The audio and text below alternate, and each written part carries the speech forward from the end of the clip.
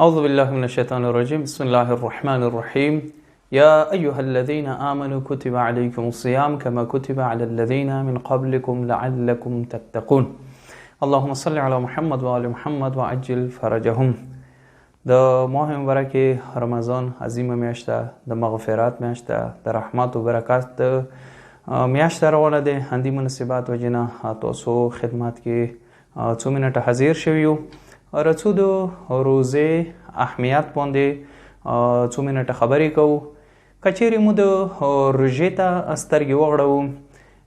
روژه یو عظیم عبادت دی، یو ډېر لوی عبادت دی، یو ډېر غټ عبادت دی، څه ډېر زیات مخکینی و سابقترین عبادتونه دی.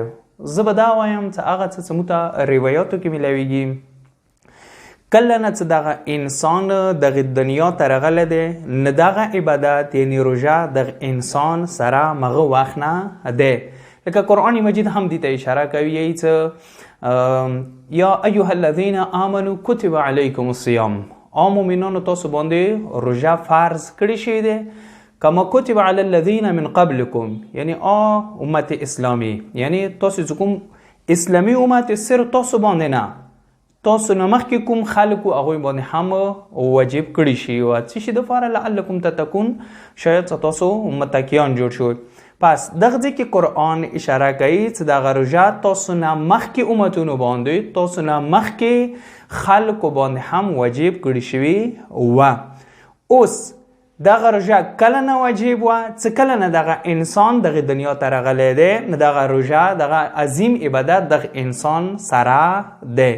روایاتو کې څه موږ ته میلاویږي، حضرت آدم علیه السلام چې کله هغه جنت نه وبسلی شو، بیا سرګردان و، ورک و، نو خدای د هغه څه هغه نه کومه ترک اولا شي وه.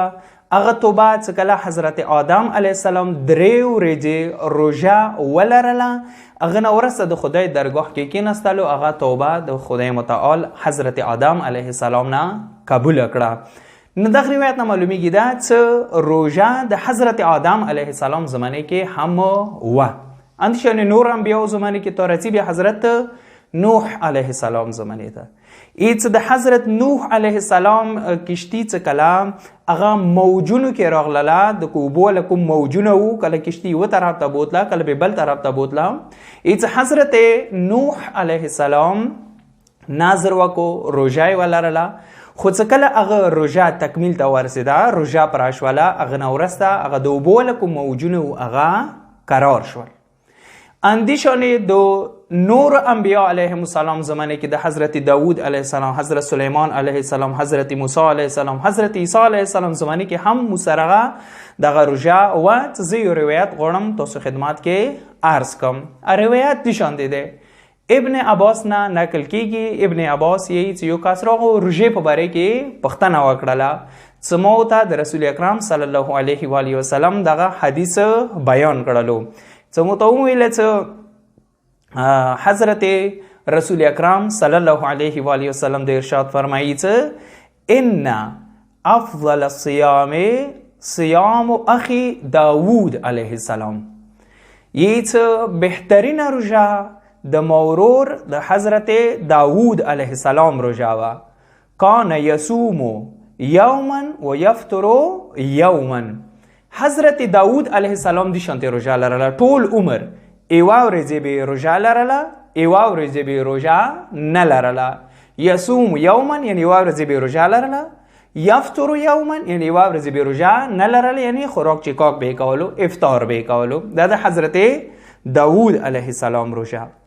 ورپسې یې چې وان كنت تريد صيام سليمان فانه يكون يصوم من اول شهر 3 ومن وسط الشهر 3 ومن آخره 3.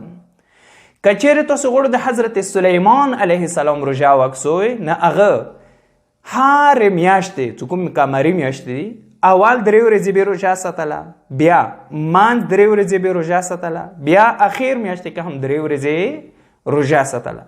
بس حضرت سلیمان نبی هر میاشتې کې 9 ورځې روژه ساتله. لکه څنګه مخکې موږ قرآن هم ته اشاره کړې ده چې دغه روژه د مخکې امتونو باندې هم و. ورپسې بیا راځي وان كنت تريد صوم عيسى فانه كان يصوم الدهر كله لا يفطر منه شيئا. اڅ کچری بیا غوړ تاسو د حضرت عیسی ابن مریم علیه السلام روزه نه خبر شوي اڅ هغه ټوله عمر روزه لرله. اگر شي عمر نه مراد دغه د مخکې حدیث کې دی حضرت نبی کریم صلی الله علیه و آله وسلم عمر روزه لرله. هغه نه مراد چې دغه ان شاء الله مخکې حدیث کې رتی دي ته متوجه. نه حضرت عیسی ابن مریم علیه السلام به ټوله عمر روزه لرله. ورپسې مخکې حدیث کې دی وان كنت تريد صوم مریم فانها كانت تصوم يومين وتفطر يوما.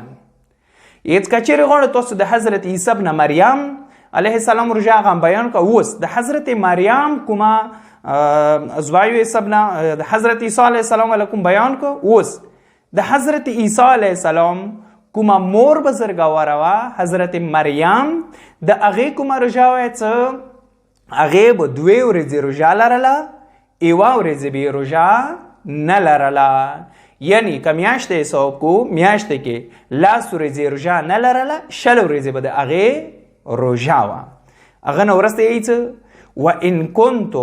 وان كنت تريد صوم خير البشر العربي القرشي ابي القاسم محمد صلى الله عليه وآله فإن كان يصوم 3 أيام من كل شهر ويقول هي صيام الدهر. ایڅ کچېرې بیا تاسو وغواړئ د حضرت محمد مصطفی صلی الله علیه و آله روژې نه خبر شوی ایڅ هغه به هر میاشت کې 3 ورځې روژه لرله اول منځ و اخر وویله به چې دغه د اټولې میاشتې د اټول عمر روژې برابر دی. ویلی موسانو نور روایتو کې ملویږي کچېرې ایوه حسنات وکې هغه ته د 10 حسنو برابر لیکلی شي. لذا ایوه روژه حسابیږي حسناتو کې تا 10 روژې کله ته 3 ورځې روژه ولرې یعنی تا اټوله میاشته روژه ساتلی دی.